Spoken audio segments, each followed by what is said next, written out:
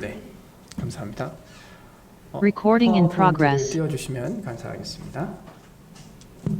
네, 오늘 먼저 말씀을 먼저 봉독하도록 하겠습니다. 시편 121편입니다.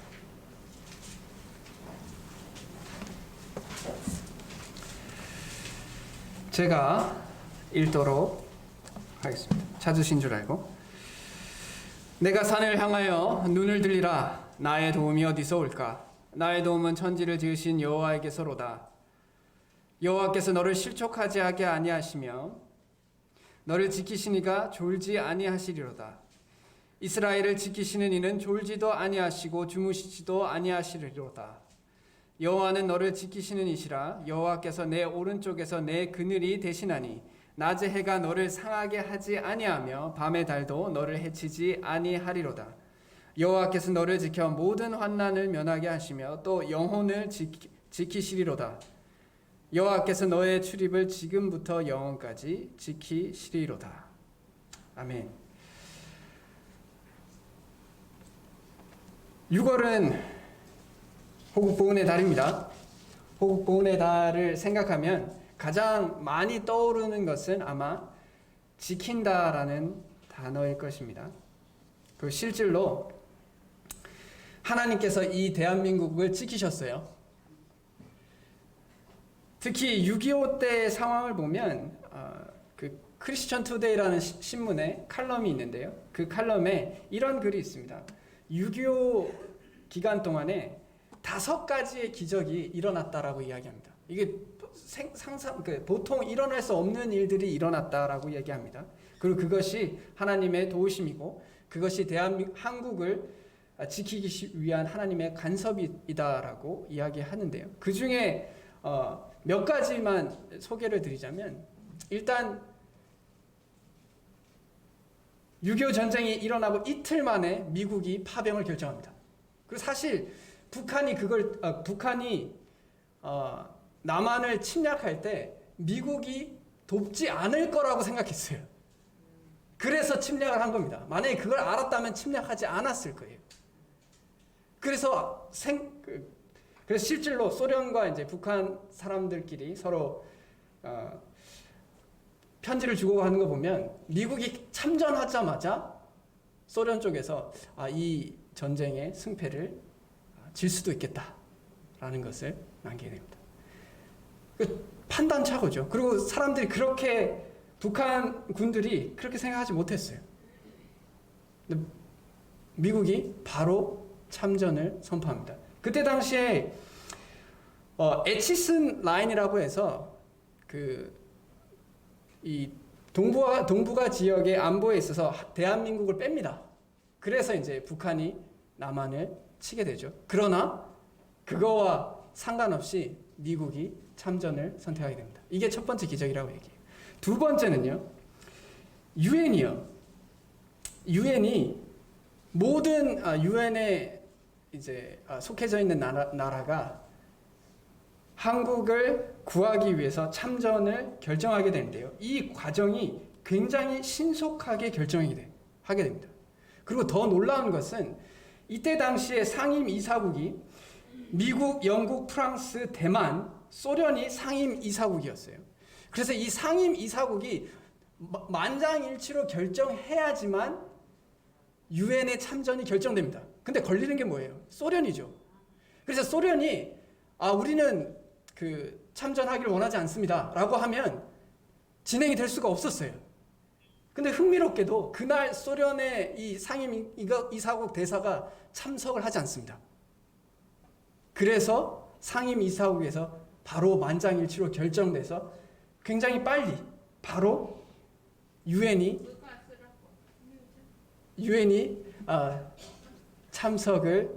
참전을 하게 됩니다. 이것이 하나님께서 대한민국을 지켜가는 과정 가운데 하나님께서 놀랍게 역사하신 근거들 중에 몇 가지라고 이야기하고 있습니다.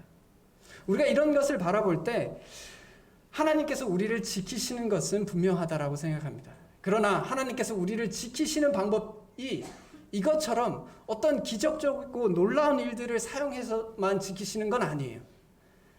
6.25 전쟁의 상황들을 보십시오. 많은 사람들의 피가 사용되었어요. 많은 사람들이 죽음을 맞았습니다. 희생하였고 죽었어요.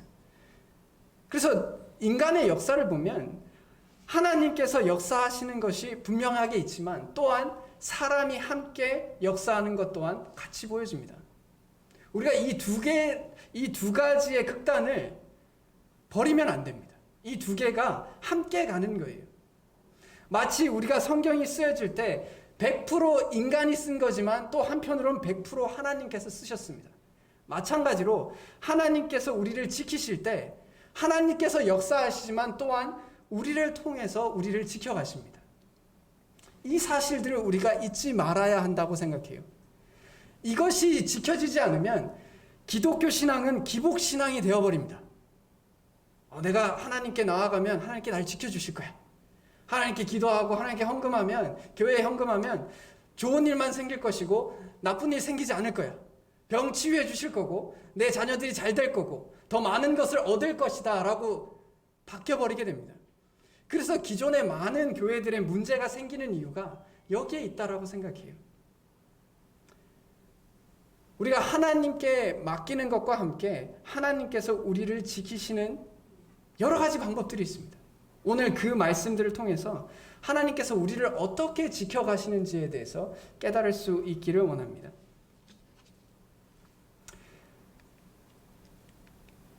네. 시편 121편 5절과 6절에 보면 하나님께서 우리를 지키신다, 너를 지키신다라고 얘기합니다. 우리를 지키시는 분이시다라고 얘기합니다. 오른쪽에서 내 그늘이 되시고 낮의 해와 밤의 달도 우리를 해하지 못한다고 이야기하십니다. 이 말은 항상 우리를 지켜주신다라고 이야기합니다. 그런데 여기서 우리의 마음속에 뭔가 불편함이 생길 수 있어요. 그게 뭡니까? 우리의 일생 가운데 정말 모든 것이 평탄하던가요? 정말 모든 것이 불편함 없이, 병 걸리는 거 없이, 사고 없이 살아가시나요?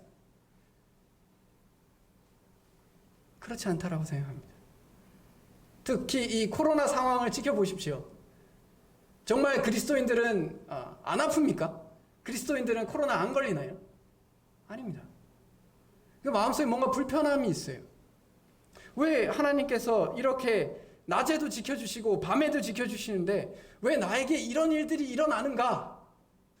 그럼 하나님께서 정말 곧 지켜주시는 분이 맞으신가에 대해서 생각이 드는 겁니다. 말씀이 틀렸나? 이거 과장법인가? 이렇게 생각하실 수가 있어요. 그러나 성경은 이렇게 이야기합니다.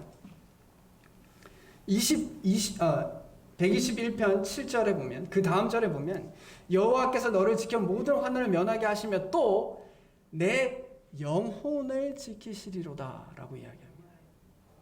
영혼을 지키시라고 이야기합니다. 하나님께서 우리를 지키시는데 우선순위가 있으세요.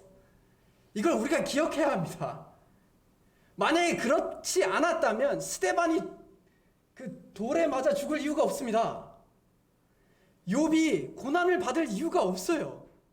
만약에 하나님께서 지키시는 것이 우리의 육신, 우리의 웰빙, 잘 먹고 잘 사는 거, 사고 없고 병 안 걸리는 것이 하나님께서 지키시고자 하는 궁극적인 것이라면 우리는 아플 이유가 없어야 합니다. 우리에게 사고가 있으면 안 돼요. 그래서 성경은 그렇게 이야기하지 않습니다. 성경은 하나님께서 우선순위로 여기시는 것은 우리의 영혼이에요. 우리의 영혼을 지키십니다. 이 영혼이란 단어는요, 생명으로도 해석이 되고요.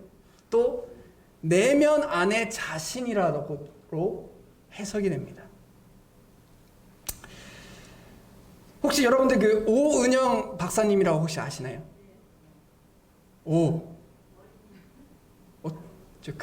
제가 살짝 놀랐습니다. 왜냐하면 저는 당연히 모르실 줄로 알고 그 다음 이야기를 할 생각을 했었는데, 잘 알고 계시는군요. 이분이 이제 우리 아이가 달라졌어요. 또 요즘에 프로그램 중에 금쪽 같은 내 새끼 이러면서 이제 육아와 관련된, 그래서 아동 심리학에 저명한 분이세요. 이분이 이제 자녀들을 양육하는 데 있어서 좋은 부모에 대한 정의를 이렇게 내리셨어요. 좋은 부모란 아이의 내면의 힘을 길러주는 사람이다 라고 표현합니다.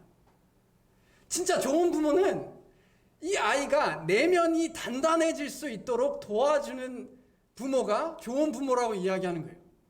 인간의 부모도 좋은 부모라는 정의가 내면의 자신을 단단하게 성장하게 자라날 수 있도록 도와주는 것이라고 정의 내린다면 하나님은 더더욱 그렇지 않을까요?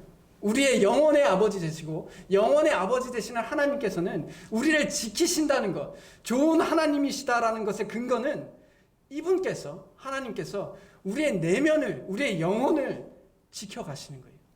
자라나게 도와주시는 겁니다. 이걸 우리가 생각해 볼 때 우리가 놓치고 있는 것들을 발견해야 합니다. 우리는 육신을 가지고 있다 보니 이 육신이 지켜지는 것이 전부라고 생각할 때가 있어요. 하지만 하나님께서는 우리의 마음의 중심을 보시고 또 우리의 육신 너머의 것을 보십니다. 우리의 영혼이 잘 자라고 있는지, 성장하고 있는지, 그리고 그 성장을 위해서 어떨 때는 질병을 주시기도 하고 어쩔 때는 고난을 주시기도 하고 참 이별을 주시기도 합니다. 그것을 통해서 우리가 자라나게 하시길 원해요. 백신이라는 게 뭐죠? 백신의 원리를 잘 아시죠? 백신은 가짜 병균, 그러니까 비슷한 반응을 하는 가짜 병균을 우리 몸속에 집어넣어서 우리 몸이 진짜 병균이 들어올 때 싸울 수 있는 힘을 길러주는 거예요. 그게 백신의 원리입니다. 우리가 지금 백신을 맞으려고 하고 있어요. 왜? 우리 안에서 특정 질환에 대한 면역력을 생기게 하기 위해서. 그러면 이겨가는 겁니다. 건강한 사람은 무균실에서 사는 사람을 건강하다라고 이야기하지 않아요. 아프다라고 이야기합니다. 건강한 사람은 밖에서 뛰어놀고 움직이고 활동할 때 특별한 문제가 없는 사람을 말합니다. 그리고 그러기 위해서는 훈련들이 필요하고 연습들이 필요하고 자라날 기회들이 반드시 필요해요. 하나님께서 우리를 그렇게 지키십니다. 우리의 영혼을 지키시기 때문에 때로는 우리의 육신이 어려울 때가 있습니다. 그러나 우리의 영혼을 지켜가실 때 하나님께서 우리와 함께하여 주시고 또 그렇게 자라나는 것을 기뻐하십니다. 그래서 하나님께서 영혼과 가장 가까운 단어가 인간이 표현할 때 가장 가까운 단어가 무엇일까라고 생각해 보면 바로 마음이죠. 우리의 마음을 지키는 것이 사실 우리의 영혼을 지켜가는 겁니다. 하나님께서 그래서 우리에게 말씀하실 때 너의 마음을 지켜라. 생명의 근원이 여기서 난다. 사실 그래요. 대한민국이 정말 잘 사는 나라가 됐습니다. 세계에서 10위권 안에 드는 경제 대국이 되었어요. 그런데 OECD 국가 중에 자살률 1위예요. 하루에 37명이 자살합니다. 제가 이 사실을 알고 깜짝 놀랐어요. 지금 이 순간에도 오늘 하루가 지나가면 평균 37명이 생을 마감해요. 그것도 본인이 스스로 살기를 원하지 않아요. 놀랍습니다. 충격적이지 않나요? 그것은 우리가 절대적으로 빈곤해서가 아닐 거라고 생각해요. 그건 아닐 거라고 생각합니다. 그게 어느 부분은 차지할 수 있겠지만 그것이 전부라고 생각하지. 결국 내 마음을 지키지 못했을 때 우리는 사는 것을 포기합니다. 영혼을 지키지 못한 거예요. 내면의 자아를 지키지 못한 겁니다. 근데 우리가 이것을 지키면 다 하더라. 다 이겨내더라. 라는 겁니다. 마음을 지키는 것이 우리가 살아가는데 가장 근본적인 것이다. 라고 생각합니다. 그래서 하나님께서 우리를 지키실 때 사용하시는 방법 중에 하나는 우리의 마음을 지키시게 하는 거예요. 마음을 지켜라. 너희들이. 그리고 이것은 놀라운 게 하나님께서 우리를 대하실 때 마치 어린아이처럼 모든 것을 공급해 주시는 부분들이 분명히 있습니다. 그러나 한편으론 우리를 어른처럼 대하시면서 네가 이렇게 해야지 지켜질 수 있다라는 것을 보여주세요. 마치 우리가 자녀들을 양육할 때 그 아이의 안전을 지키는 것 중에 하나는 부모가 따라다니면서 안전을 지켜줍니다. 그리고 위험한 것들을 다 치워줘요. 애들 방에 칼을 갖다 놓지 않죠. 위험한 걸 다 치웁니다. 그러나 또 한편 이렇게 얘기해요. 자녀 양육. 찻길에서 뛰어다니지 마라. 찻길 함부로 건너다니지 마라. 횡단보도로 건너다녀라. 가스레인지 함부로 만지지 마라. 가스 낄 때 밸브 킬 때 끌 때 밸브를 잠궈라. 이런 걸 가르칩니다. 이걸 가르쳐서 그 아이가 안전해지길 바래요. 하나님도 마찬가지예요. 우리에게 이렇게 가르치십니다. 어른처럼 대하세요. 이렇게 해야지만 네가 안전해질 수 있다 라고 이야기합니다. 여러분들 어리게 보는 건 좋아하지만, 어리게 보여지는 거 좋아하지만 어리게 대하면 기분 나쁘시죠? 아니신가요? 네, 네, 그렇죠. 우리가 젊게 보인다고 하지만 좋아하지만 어린 나이처럼 대하면 좀 기분 나빠하시잖아요. 하나님께서는 우리를 그렇게 성장하시기를 바랐어요. 어른처럼 살기를 바라십니다. 그래서 어떻게 보면 구약은, 예전에도 한번 이야기한 적이 있습니다. 구약에서의 하나님은 이스라엘 백성들 옷 입는 것까지 다 이야기해 주셨어요. 먹는 것까지 다 이야기해 줍니다. 근데 신약에 와서는 하나님께서 우리 안에 성령님이 계시기 때문인지 몰라도 하나님께서 우리에게 그렇게 일일이 다 하시지 않아요. 무엇이 옳은 건지 말씀해 주시고 그것을 우리가 선택하게 하십니다. 그렇게 나아가세요. 그래서 하나님께서 우리를 그렇게 대해 주신다는 것을 기억할 때 우리의 안전을 지킬 수 있는 길을 우리에게 마련해 주셨어요. 우리의 마음을 지키는 겁니다.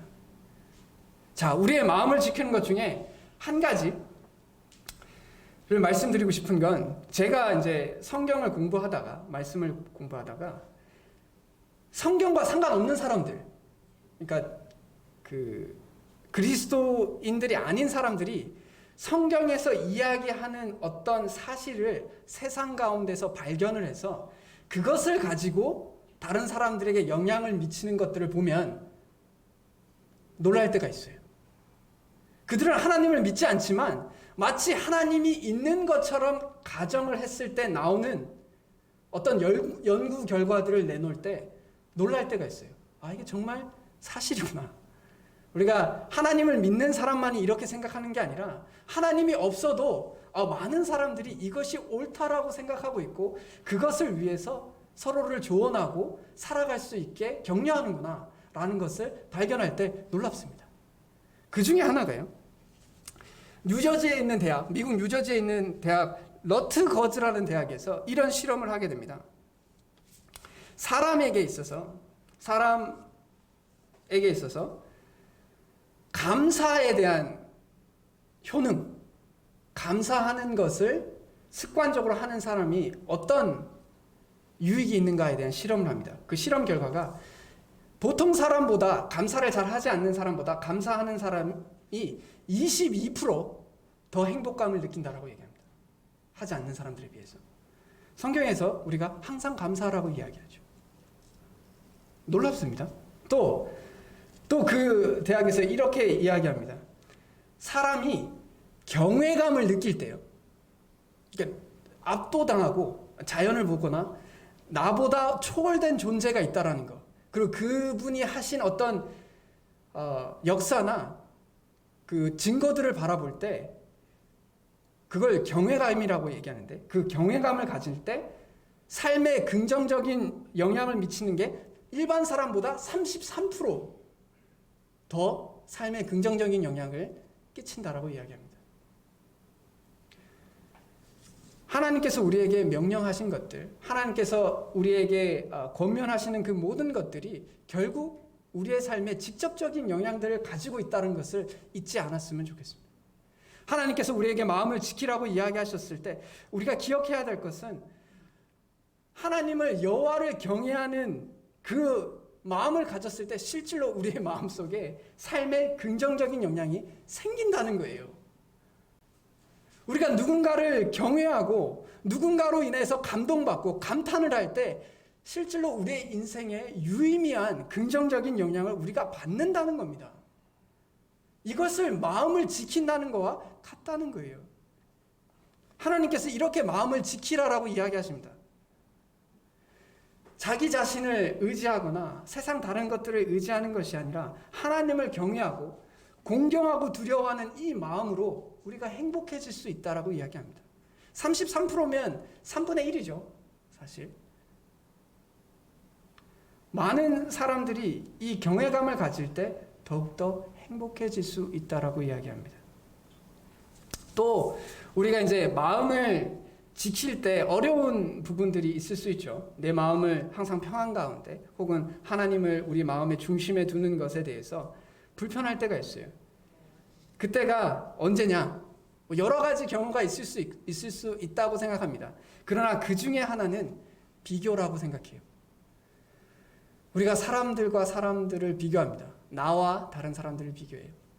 그런 비교들을 통해서 어떨 때는 우월감을 가지기도 하고 어떨 때는 열등감을 가지기도 합니다. 그러나 그 모든 과정들 가운데 우리의 마음이 병들어가요. 한번 스스로를 돌아보십시오. 내 마음이 왜 불편한지에 대해서 돌아보십시오. 그 안에 정말 내가 부족해서가 아니라 남들보다 부족해서가 문제예요. 내가 연약한 게 문제가 아닙니다. 남들보다 더 연약하니까 문제인 거예요. 다 같이 연약하잖아요. 문제될 게 없습니다. 안 그런가요? 이것을 이겨낼 수 있어야 한다고 생각합니다. 이것으로부터 우리의 마음을 지키는 것이 필요하다고 생각해요. 그래서 하나님께서 우리에게 그런 말씀들을 주십니다. 이건 베드로의 어떻게 보면 간증이죠. 요한에 대해서 질투를 느낍니다. 비교를 하게 돼요. 베드로의 죽음에 대해서 예수님께서 예언할 때 요한은 어떻게 될 것입니까? 라고 물어볼 때 예수님께서 이렇게 얘기합니다. 내가 올 때까지 그를 머물게 하고자 할지라도 내게 무슨 상관이냐? 너는 나를 따르라 라고 이야기하십니다. 우리의 마음을 지키지 못하는 이유 중에 하나가 비교라면 우리가 기억해야 할 것은 주위에 있는 사람들과 경쟁하지 마십시오. 오히려 어제의 나와 경쟁하십시오. 조던 피터슨이라는 분이 쓰신 책이 있어요. 12가지 인생의 법칙이라는 책이 있습니다. 그 책에서 조언하는 바가 이거예요. 주위의 사람들과 비교하지 말고 어제의 나와 비교해라. 그러면 너는 언제나 성장할 것이다 라고 이야기합니다. 저는 이게 되게 와닿았어요.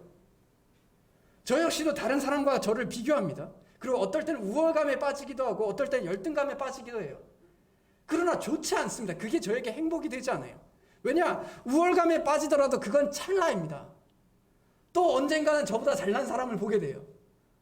그럼 그럴 때마다 내가 가진 우월감만큼 빠르게 열등감이 저를 찾아옵니다. 그렇게 살면 내 마음은 항상 힘들어요. 그러지 말고 우리가 어제의 나를 경쟁 상대로 삼읍시다. 그러면 항상 성장할 수 있어요. 내가 어제의 나는 요만큼이었는데 오늘 하루를 통해서 내가 어제보다 이만큼은 나아질 수 있겠구나. 그러면 마음에 평안함이 있습니다. 마치 예수님께서 베드로에게 한 것처럼 너는 나를 따라. 남 신경 쓰지 말고 네 할 일이나 해라. 우리에게 서로 권면했으면 좋겠습니다. 남의 어떠함에 신경 쓰기보다 나의 성장 그리고 나의 연약함에 대하여 이제 성장할 수 있는 기회들을 삼을 수 있기를 바랍니다. 또 우리의 마음을 힘들게 하는 것이 마음을 공격하는 것이 뭐 여러 가지가 있을 수 있겠지만 또 하나는 분노라고 생각해요. 분노. 제가 가끔 이제 뉴스를 볼 때 분노합니다. 최근에 제가 본 뉴스 중에 분노한 게 있었는데 그게 뭐냐? 그 터널에서 차 사고가 났어요. 음주운전입니다. 가해자가 음주운전을 하셨는데 그래서 100km로 제한 속도가 100km인 데를 224km로 달렸어요. 그래서 앞에 있는 차를 충돌하게 됩니다. 그래서 앞에 있는 차가 완전히 박살이 납니다. 그리고 이 운전자는 두 아이의 어머니예요. 이 가해자가 판결이 몇 년 받았는지 혹시 아세요? 4년 받았습니다. 화가 나요. 이런 걸 볼 때, 아니, 이게 뭔가, 어떻게 이렇게 두 아이의 엄마가 세상을 떠나게 한 일에 대해서, 그것도 음주운전입니다. 운전 미숙도 아니고, 면허 취소에 해당되는 혈중 알코올 농도를 가지고 사고를 저질렀어요. 근데 4년입니다. 누가 말하기를 개를 죽여도 2년이라고 하던데요. 그러니까 이게 너무 말이 안 되잖아요. 세상에 불합리한 것이 이 세상에 너무나 많아요. 이런 불합리한 것을 볼 때 여러분들 마음을 지키기가 쉽지 않죠. 화가 막 납니다. 속상해요. 그것이 나와 가까운 사람들에게 일어났다고 생각해 봐요. 우리가 어떻게 마음의 평안을 지킬 수 있을까요? 괜찮다라고 얘기할 수 있을까요? 정말 어렵다라고 생각해요. 그런데 하나님께서 우리에게 마음을 지킬 수 있는 말씀을 주십니다. 히브리서 9장 27절이에요. 한 번 죽는 것은 사람에게 정해진 것이요 그 후에는 심판이 있습니다. 우리가 이것을 기억해야 돼요. 최종적으로 하나님께서 이 모든 것을 심판하실 겁니다. 우리의 일생 가운데 일어나는 모든 불합리한 것에 대해서 하나님께서 결국 마지막으로 심판자의 역할로서 다 담당하실 거예요. 제가 그걸 생각하면 마음의 위로가 됩니다. 이 모든 불합리한 것이 세상에 일어나는 모든 범죄와 죄들이 결국 하나님 앞에 다 정죄받을 거라는 겁니다. 다 심판받을 거예요. 그것을 통해서 우리의 마음속에 위로가 돼요. 그리고 우리의 마음속에 경고가 됩니다. 우리 자신도 어떤 모습으로 살아야 할지 마음을 다스리게 돼요. 시편 140편에 보면 나중에 한번 읽어보시면 흥미로울 겁니다. 저주를 합니다. 140편 이렇게 시편에 보면 몇 가지 저주와 관련된 시편이 있는데요. 거기 보면 시편 기자가 저주를 해요. 상대방에 대해서. 그 악이 그들에게 돌아가길 원한다. 심지어 그들의 자손들이 고통받기를 원한다. 라고 막 저주를 합니다. 이런 저주를 할 때 우리는 약간 마음속에 뭔가 불편함이 생길 수 있어요. 사랑의 하나님이시고 원수를 사랑하라고 하신 이분께서 왜 성경 말씀에 누군가를 저주하는 글을 허락하셨을까?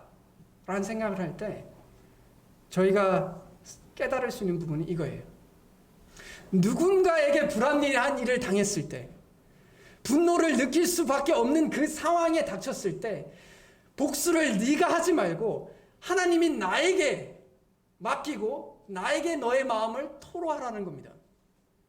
그러면 네가 원수에게 복수하지 아니할 것이고 네가 사람에게 너의 분노를 토해내지 않을 것이다. 이겁니다.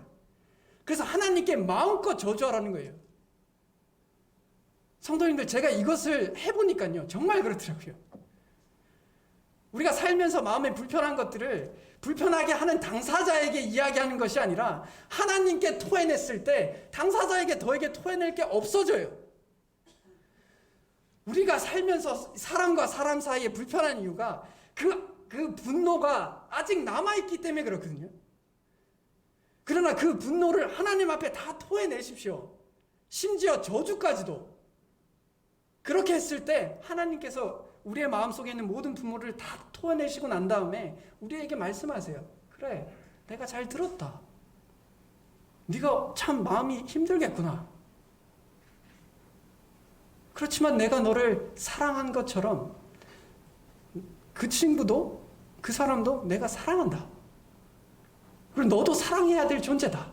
라고 했을 때 우리가 분노가 가득할 때 그 말이 들으면 씨알도 안 먹힙니다. 내 마음속에 분노가 가득할 때 누가 그런 얘기 하잖아요. 너나 잘하세요 라고 이야기해요. 근데 우리 마음속에 분노가 다 토해져 나와요. 하나님 앞에 다 쏟아내고 나면 이제 누가 옆에서 얘기하면 그렇다고 생각합니다. 제 마음속에 하나님께서 주신 위로가 있었고 그것이 저를 겸손케 하고 다시 하나님의 말씀을 청종하게 되는 것을 발견하게 됩니다. 정말 그렇습니다. 하나님께서 그렇게 우리의 마음을 지키시게 해주시는 거예요. 그러니까 제가 부탁드리건대 누군가에게 분노를 표출하기 이전에 하나님 앞에 모든 분노를 표출하고 그 다음에 그 사람을 만나십시오. 그러면 하나님 앞에 죄를 짓지 않는다라고 생각합니다. 우리가 그렇게 해 나갈 수 있다라고 생각합니다. 결국 이 모든 말씀을 보았을 때 시편 119편 34절에 이렇게 말씀하십니다. 나로 하여금 깨닫게 하여 주셔서 내가 주의 법을 준행하며 전심으로 지키리이다. 결국 우리가 이 모든 말씀을 보았을 때 우리의 마음을 지키는 방법은 하나님의 말씀을 지킬 때 우리의 마음이 지켜지는 거예요. 우리가 하나님께 순종할 때 우리의 마음이 지켜지는 겁니다. 우리의 마음이 불편했던 많은 이유들 중에 사실 우리가 하나님의 말씀을 순종하지 않았기 때문인 그 많은 경우의 수가 떠오르지 않으신가요? 우리 마음이 불편한 이유는 결국 우리가 하나님 말씀을 순종하지 않아서 그래요. 아니, 동의가 안 되십니까? 저는 제 마음을 불편하게 했던 그 모든 순간들을 돌이켜보면 하나님께서 이렇게 하라 하신 것들을 그렇게 하지 않을 때 내가 불편한 이 순간들을 맞이하고 있어요. 그러니 우리가 말씀을 지켜가면 우리의 마음을 지켜갈 수 있어요. 우리의 영혼을 지켜갈 수 있고 하나님 앞에 위로와 격려와 또 자신감 가운데, 자존감이 높은 가운데 살아갈 수 있다고 생각합니다. 119편 56절에 주님의 법도를 따라서 사는 삶에서 내 행복을 찾습니다.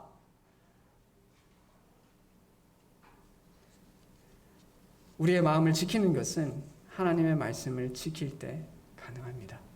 사실 모든 인류의 마음에 고통이 들어온 계기가 하나님의 말씀을 아담과 하와가 지키지 않았기 때문에 그렇습니다. 이것을 기억했으면 좋겠습니다. 다른 사람, 세상의 부조리에 불평하기보다 내가 지켜야 할 것들을 지켜가면 세상이 아무리 부조리해도 내 마음이 지켜지는 것을 발견하게 돼요. 우리가 그렇게 할 수 있기를 원합니다. 청년들에게 권면하고 싶은 것은 이거예요. 저는 이제 나이가 조금씩 들면서 깨닫는 것 중에 하나가 이 인류가 성장하고 자라날 수 있는 가장 근본적인 이유 중에 하나가 먼저 된 존재가, 먼저 된 사람들이 그 다음 세대를 위해서 먼저 배운 경험과 무엇이 옳은가, 그른가에 대해서 깨닫고 다음 세대는 좀 더 적은 시행착오와 좀 더 적은 고통을 통해서 성장하고 자라날 수 있도록 도와주는 것이 먼저 된 사람의 책임이다라고 생각합니다. 그리고 그것이 되어져 갈 때 그 집단은 성장한다라고 생각해요. 그것은 우리의 대한민국의 역사 가운데 배울 수 있습니다. 한강의 기적이 왜 나왔을까요? 내 자녀들은 굶지 않게 하겠다라는 그 생각으로 한강의 기적을 이루어냈습니다. 다음 세대를 위해서요. 그것이 우리가 옳다라고 생각했기 때문에 그렇습니다. 그러면 우리가 정말 믿기를, 우리가 정말 인정하기를 하나님의 말씀을 순종하는 것이 우리의 마음을 지키는 가장 근본적인 힘이다라는 것을 우리가 정말 믿는다면 우리의 청년들에게 이것을 가르쳐야 합니다. 정말 그래요. 제가 짧은 인생이지만 인생을 살아갈 땐 마음만 지킬 수 있으면 다 돼요. 그래서 청년들에게 그 세상에서 살아가는 기술들이 있잖아요. 전문 기술이나 이런 것들은 배울 때가 많잖아요. 배우십시오.